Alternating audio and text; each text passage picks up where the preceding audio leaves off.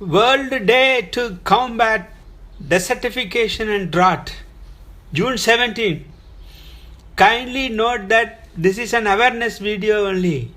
Viewers are advised to verify the contents before using this information anywhere else. The World Day to Combat Desertification and Drought is observed every year to promote public awareness of international efforts to combat desertification. The day is a unique moment to remind everyone that land degradation neutrality is achievable through problem solving, strong community involvement, and cooperation at all levels. Desertification is the degradation of land in arid, semi-arid, and dry subhumid areas. The main causes for desertification are humanity's relentless production and consumption, climatic variations, over-exploitation and inappropriate land use, deforestation, overgrazing. Animals eat away grasses and erode topsoil with their hooves. Bad irrigation practices, unsustainable farming that depletes the nutrients in the soil, poverty, political instability, mining, clear cutting of land when the tree and plant cover that binds the soil is removed. It occurs when trees and bushes are stripped away for firewood and timber or to clear land for cultivation. Wind and water erosion aggravate the damage, carrying away topsoil and leaving behind a highly infertile mix of dust and sand. Overuse of groundwater and natural disasters. What is the current situation and what are the effects of desertification?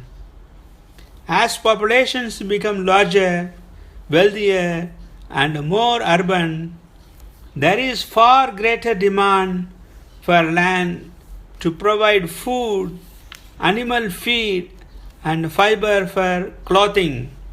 Meanwhile, the health and productivity of existing arable land is declining, worsened by climate change. So supply cannot meet with the demand. Today, more than 2 billion hectares of previously productive land is degraded. By 2030, food production will require an additional 300 million hectares of land. By 2030, the fashion industry is predicted to use 35% more land, over 115 million hectares equivalent to the size of Colombia. Some 50 million people may be displaced within the next 10 years as a result of desertification. 1/3 of all food produced each year is lost or wasted, while 821 million people are undernourished. Land used for grazing and grain production to feed animals accounts for 80% of agricultural land globally. Beef production in Europe requires 80 times more land than is needed to produce cereals. The amount of clothes bought in the EU per person has increased by 40% in just a few decades.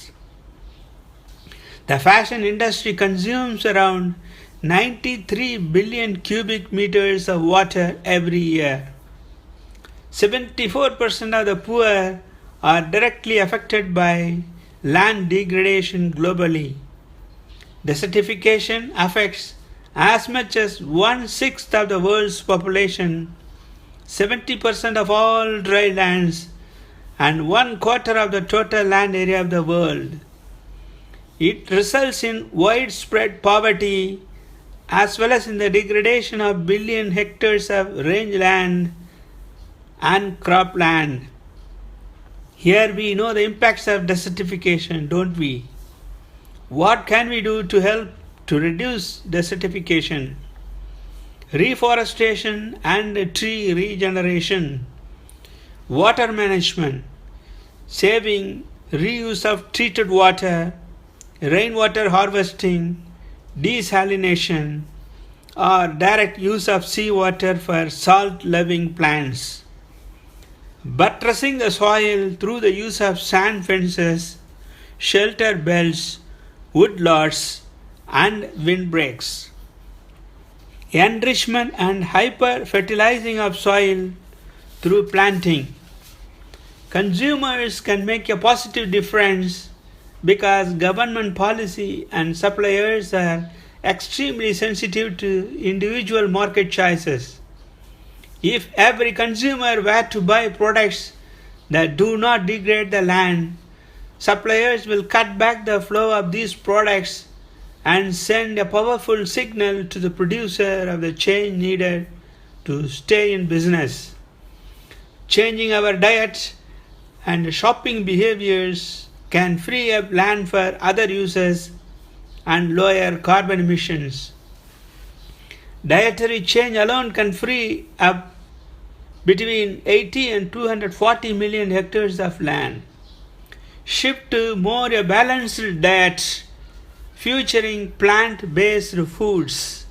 This will improve your health, reduce demand for agricultural land and water, contribute to climate change mitigation and adaptation and preserve habitats. Reduce food waste by buying only what you need. Plant fruit trees in schoolyards and communal parks for a healthy snack within easy reach, and grow vegetables on your own property. Make compost at home and use it in your own or community gardens instead of chemical pesticides and fertilizers.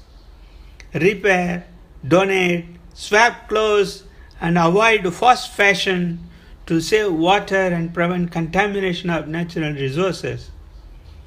Use a handkerchief instead of disposable tissues. Plant green roofs to cool homes in the summer and prevent heat loss in the winter, thus reducing your carbon footprint. Integrating land and water management to protect soils from erosion, salinization, and other forms of degradation. Protecting the vegetative cover, which can be a major instrument for soil conservation against wind and water erosion. Integrating the use of land for grazing and farming where conditions are favorable, allowing a more efficient cycling of nutrients within the agricultural systems. Applying a combination of traditional practices with locally acceptable and locally adapted land use technologies.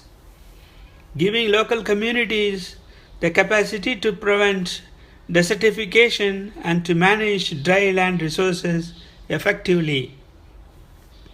Turning to alternative livelihoods that do not depend on traditional land uses, such as dry land aquaculture, greenhouse agriculture, and tourism-related activities, is less demanding on local land and natural resources and yet provides sustainable income.